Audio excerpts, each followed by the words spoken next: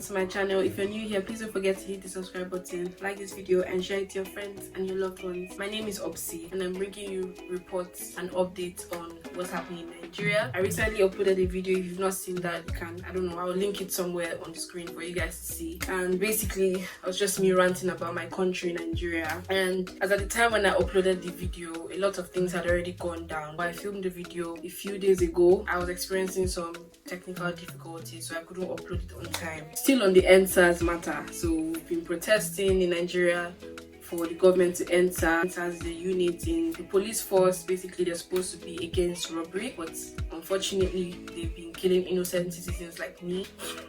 People that look like me and you for no reason, just because you look good, and it's like you cannot afford to look good at your age like this. So they kill you or they extort money from you or whatever they feel like doing to you, that they will do it. And there's no law that governs it. There's no law that, that would hold them accountable to their actions. We're basically saying end it, just end it. And apart from even ending the SARS, what we are also requesting for is that there be a reform in the police force, because they've ended SARS but then they called it another name, and you ending SARS and calling it a different name doesn't solve the situation. You're basically carrying the same people to a different unit and calling it a different. It's still the same human beings that are killing people. So there's absolutely no way that the crimes are going to end. There's absolutely no way the brutality is going to end if you're still keeping the same people, if you're not going to charge them to court, if you're not going to arrest them and not just sacking them, prosecute them, court of law, let them be sentenced to jail, prison, whatever, death, because they've taken a lot of lives. And during the protests again, there was a huge massacre in Lekki, not just in Lekki, and I think also in Alausa, if I'm not mistaken. They were also killing people there, and it was quite sad because it has made the whole country like really down. Not just people on ground, people abroad. Every Nigerian abroad is very unstable right now, depressed. Everybody's still trying to like drag their feet and get back to daily activities once again, because people have died for this cause and we are about to go back to our normal lives. It's quite insensitive, I do say so myself, but then that's why I feel like the fight cannot just end now. We have to keep going on, we have to keep pushing, we have to keep fighting, because these people did not just die for us to just give up. It's not fair. I feel like if I had lost a family member to this protest or during this protest, I don't know how I would feel right now, and my heart goes out to everybody that has lost a family member, brother, sister, mother, father, auntie, uncle during this whole time. Like I really pray that God gives you the strength to carry on, because I know that it must be very difficult and very hard, especially with the way our government is even treating this particular case and this particular issue. I pray that God gives you the strength to just hold on tight and be hopeful for a better future. What cannot express how genuinely I feel, and to really not bring back the dead, but I don't know, I just feel very, very bad. So the whole country has been waiting for our president Buhari to come and to address the country, to address the nation about what went down. The governor of Lagos State came out to say that the situation was beyond his control. So basically he's saying he's not the one that ordered the military to come and shoot these people, innocent unarmed protesters. So waiting for him to come and address it, at least say something. You cannot just be quiet. People have died, the whole world is watching, people are urging him to speak up, and he came and gave a speech. To be quite honest with you, I couldn't watch it because I knew for a fact that he wasn't going to say anything sensible. I wasn't even surprised at what he said, because there are clips everywhere. And he just doesn't care about anything that is going on. He basically just shat on our face. He just, I will tell you to your face that I do not care and there's nothing that you can do about it. That's basically what he said to us. And in the same speech that he gave, he kind of told other people from other countries, other like government officials, president, prime ministers, to face their own country and mind their business. He never addressed the Lekki massacre. He never addressed the families that have lost people. He rather said that protesters should stop protesting. He just basically told us to go back to our normal lives. Like, just stop, leave the road and go and sit down somewhere and stop making noise. That's just what he told us. Stop making noise. You're disturbing peace of the country. Go and sit down. And you other foreign people, whoever you are, face your country and mind your business. That's exactly what our president said. And that really just set the whole country in a very low tone, because it's like we've lost lives to this thing. Like we've lost lives in the process. Like how can we even come back from that? These lives can never be brought back to, like, they will never come back from the dead. How do you just come and just not even acknowledge anybody that is a victim of this police brutality?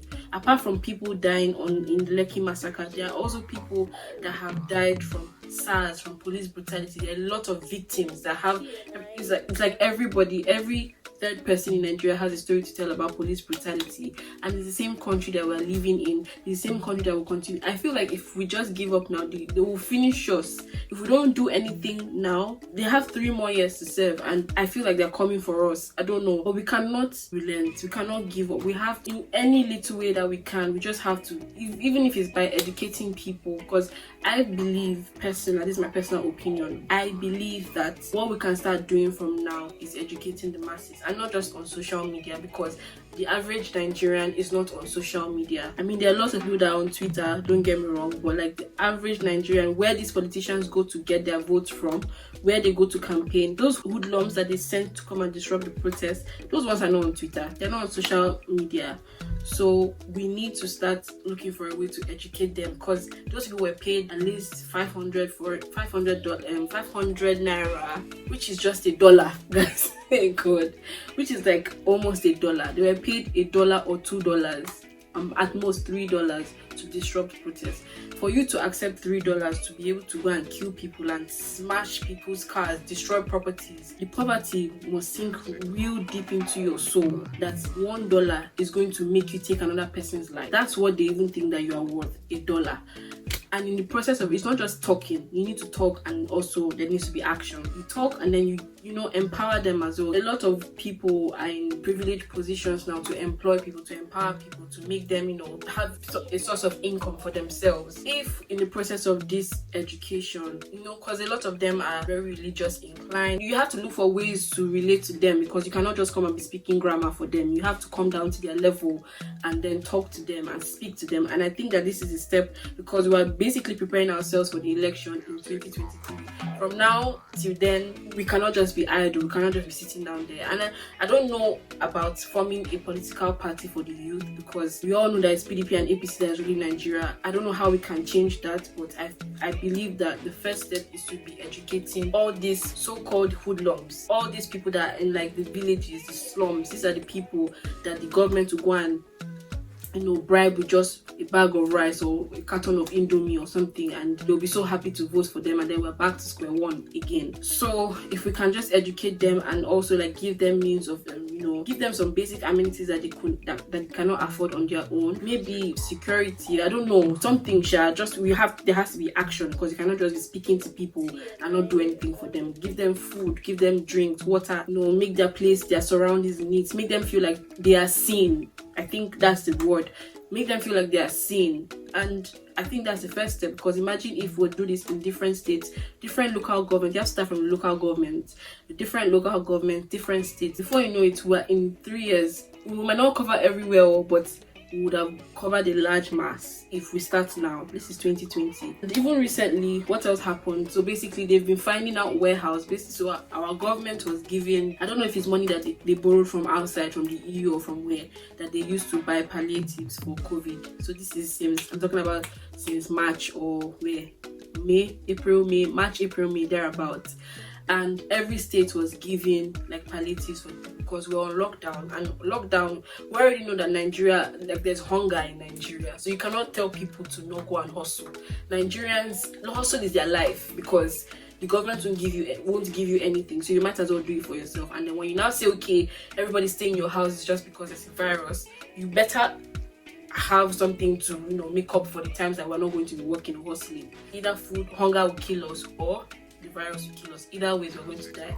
So there are lots of people that are ready to still risk their lives, even in the presence of coronavirus. 36 states that we have, all these governors received the palliatives. I'm talking about bags of rice, Indomie, goats, whatever food items that they stored in warehouse. Guys, they stored these food items, I'm talking about cartons, in a warehouse since March, since April. We're in October, almost entering November, and we're just finding out now that all of these items were there. So a lot of people have been looting, of course, because after what happened, after the Lekki massacre and the government not acknowledging anything, people just, you know, started becoming violent, destroying businesses, destroying shopping malls. Different businesses have been burnt down, police stations, cars. People are just angry, like they're just angry, and I can understand the anger because these people have lost everything, so you cannot tell them how to react. You have not given them anything, and then you want them to be peaceful. And in the process, I think they started finding out the warehouses in different states.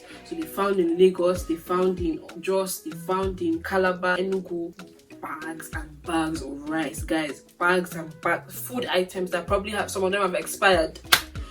It's like, I don't understand the corruption. Like, the corruption is just outright deep inside. Like, it's deep. I'm just shook with the way Nigeria is, but I still have hope, and I just want to urge everybody not to give up. Like I said in my previous video, let's not give up. We've come too far, and people have lost their lives for this. They would not rest in peace if we don't achieve what we were supposed to achieve. That's why they died. They would have probably been in their houses by now if we did not start this protest. And this protest has gone worldwide. Like, there's protests in almost every country. There's been protests in Hungary here, there's been protests in the UK, there's been protests in the US, Italy, in France. There's been protests almost everywhere, and it's trending worldwide. A lot of celebrities, international celebrities, governors, prime ministers, they've all spoken up. The world is aware of what's happening in Nigeria, so we cannot quit now. We cannot give up now. So let's not lose hope. Let's not get tired. Keep retweeting Endsars. A lot of things have come out. Even the crime scene, the Lekki toll gate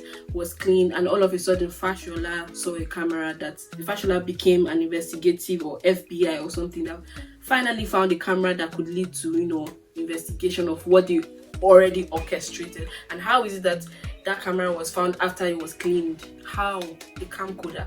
Who uses camcorder in this day and age, in our generation? A lot is happening, and I'm just really tired of the nonsense that they keep saying. And I don't know if they say it just for saying sake, or they really feel that we believe what they say. That's where I'm kind of confused. Like, do they think that we believe, or we're going to eat their lies? One said that he was keeping the palliatives to release on his birthday. And I'm here thinking, what?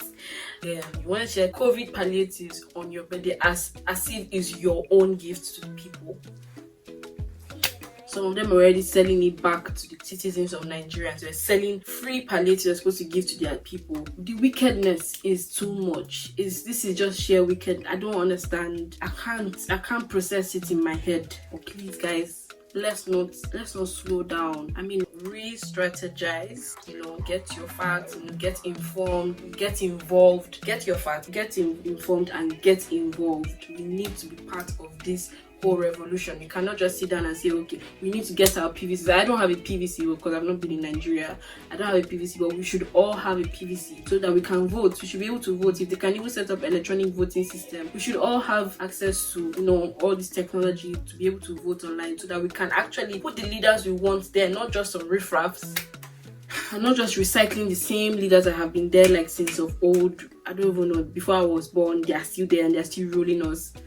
Guys, I'm just tired, and I'm just really, really tired. But please, let's not give up. Let's not give up, because I think that the momentum has slowed down a bit, and I just feel like it's very unfair and quite insensitive to people that have lost their family members. Because it's like, the next time people are going to the streets, I wouldn't want to go, because it's almost like if they don't win, then that's it. All of you forget my name, and that's the end of my life. It shouldn't be so. So let's keep trying. We will not stop retweeting. We will not stop talking about it until there's a change, until something is happening, until these people are held accountable for their actions. Well, I've said a lot though. I've talked. I'm tired of talking. I'm exhausted emotionally. I'm becoming numb to everything. Not just the pain from Nigeria, but like even happy things. If happy things are happening to you, it's like you're not supposed to rejoice because something bad is happening at home. You're not supposed to be sad because it's just a mix of emotions that I don't have the energy for, and I know a lot of us feel the same way. A lot of Nigerians feel the same way. Anyways, let's keep the fire burning, and let's continue to push Endsars until we actually end SARS, until we actually have a reformed police force, until we actually have a new Nigeria. Thank you guys for watching, and I'll see you in my next video.